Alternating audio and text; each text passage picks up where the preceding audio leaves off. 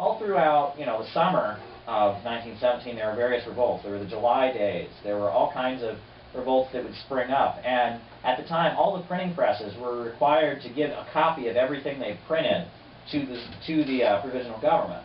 And you'd see at various times the printing presses would not do that, and they would instead give a copy to the Soviets. And that was kind of a symbol of whose loyalty. And it kept being that, when you have dual power, Lenin said dual power is unstable, You have the power of the working class and these workers' councils on the one hand, and you have the capitalist class and their power on the one hand. You can't have that. That's not a permanent state. It has to go either way. Either the revolution has to be smashed and the capitalists have to be given total power, or the workers have to come to power. It's unstable. So finally, and also during this period, Trotsky, he and his small group of followers had not been in the Bolshevik Party at the time, and they joined the Bolshevik Party during this period. For a while, they had been kind of, outsiders, and they just discussed Marxism, and they had been, and they joined the Bolshevik Party. And so finally, it came time to, to go for power and to seize power. And the slogan was "All power to the Soviets," meaning the Soviets of workers and soldiers' deputies, they should become the new government, and it should not be a government of the capitalists anymore. Not everyone in the Bolshevik Party supported going for power at that point. Zinoviev opposed it, and they went as far as not only to oppose it, but to go to capitalist papers and denounce it in the press, and denounce what the rest of the party was doing. Oh, the rest of the party wants to seize power. We don't want to do that. We're the good Bolsheviks. I mean, that was, Lenin tried to get them expelled from the party, and there was factional fights going on. But finally, November 7th on our calendar, it was October on their time, the Winter Palace was stormed, as they say, which was the headquarters of the provisional government. It was removed, and the Soviets took power, and they proclaimed the Soviet Republic.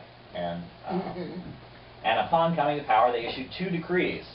The first decree was to end the war as quickly as possible, with all deliberate speed, end the war, something like that. The second decree was land to the peasants. And a lot of people said, well, why are you giving land to individual peasants? That's capitalism. And Lenin said, look, he said, we can't hold power and we can't build a revolutionary government without the support of the peasantry. Because at that point, the working class in Russia was a small minority, and the peasants were the majority. They made the food. Right, and that had been the slogan, right? Peace, land, and bread. Yes. So when finally they did.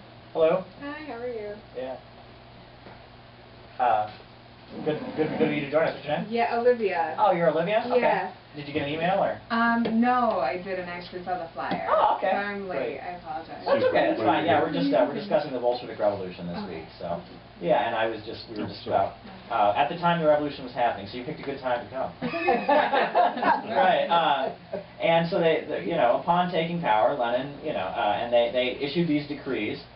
And it was interesting because a lot of the Bolsheviks' allies, both on the left and the right internationally, denounced them for taking power. Kautsky, who was a leader of the Social Democrats in Germany, said that they shouldn't have taken power forcefully, that they should have just had an election and won the election. And by forcefully taking power, they were being anti-democratic and dictatorial.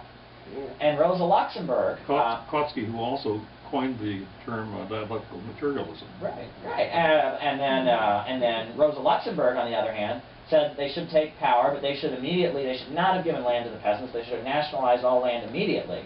And she aligned herself with the Bolshevik regime. But everyone from the left to the right was denouncing the Bolsheviks and was, it kind of reminds us of today, whereas, the Cuban government is constantly being told by people in foreign countries with no revolution what they should be doing, and, everyone around the world was constantly telling, the Bolsheviks who had finally taken power what they were doing wrong. I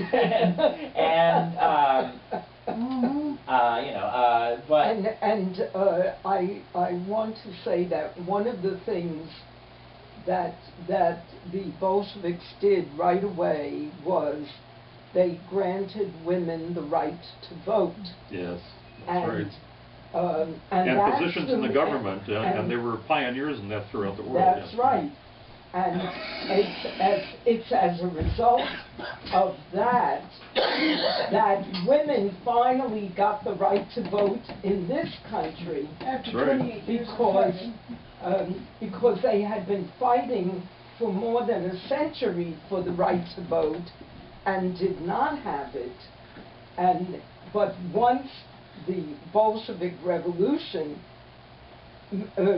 right off bat, gave women the right to vote, how could the capitalists not do that? Well, based on the Soviets, the Bolsheviks were the majority party, but a section of the Social Revolutionary Party had supported the Bolsheviks' revolt, and they were called the Left Social Revolutionary Party as opposed to the Right Social Revolutionary Party. So as soon as the revolution took place, the United States, France, and Britain all invaded Russia.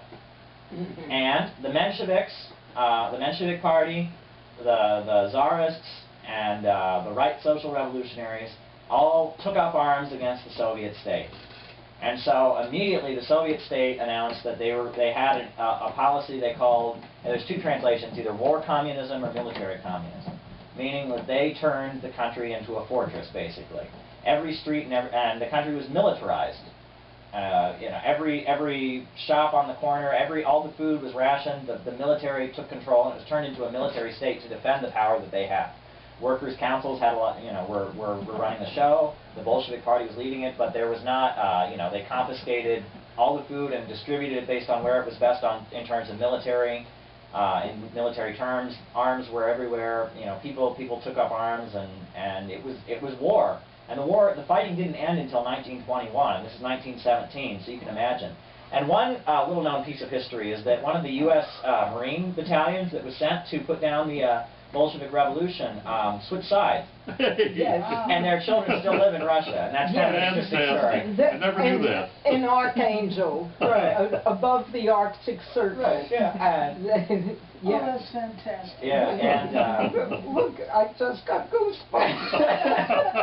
and It's thrilling. another interesting thing about that is right after the Bolshevik Revolution, Seattle was a center of organized labor in the U.S., and it had a port where a lot of Russian ships came in on the Pacific.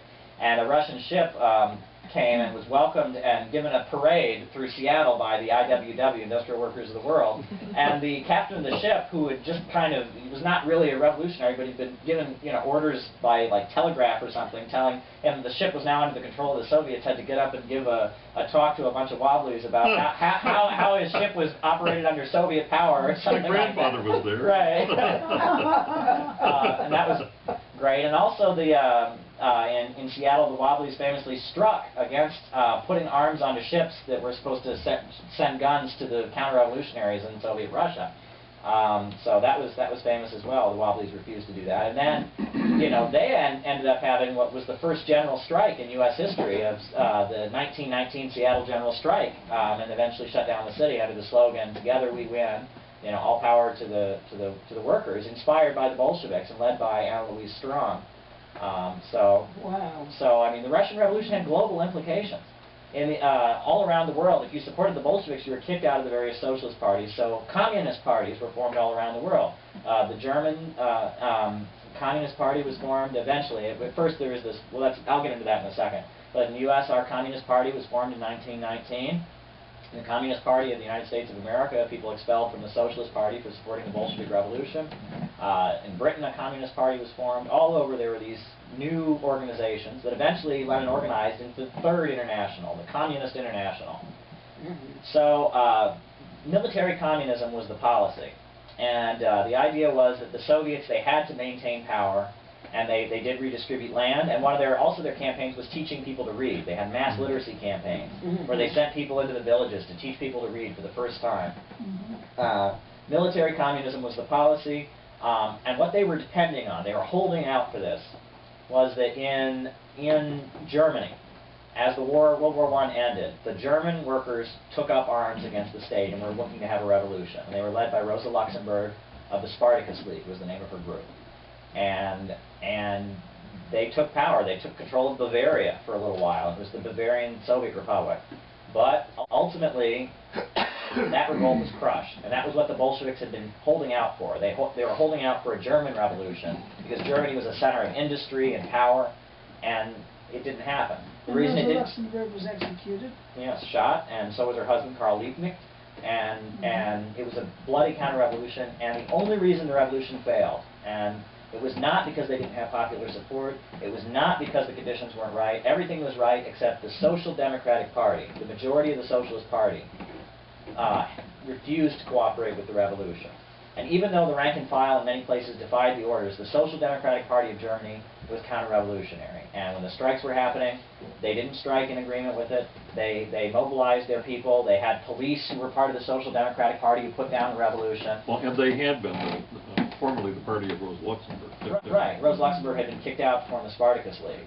And other people had been kicked out to form the independent Social Democratic Party.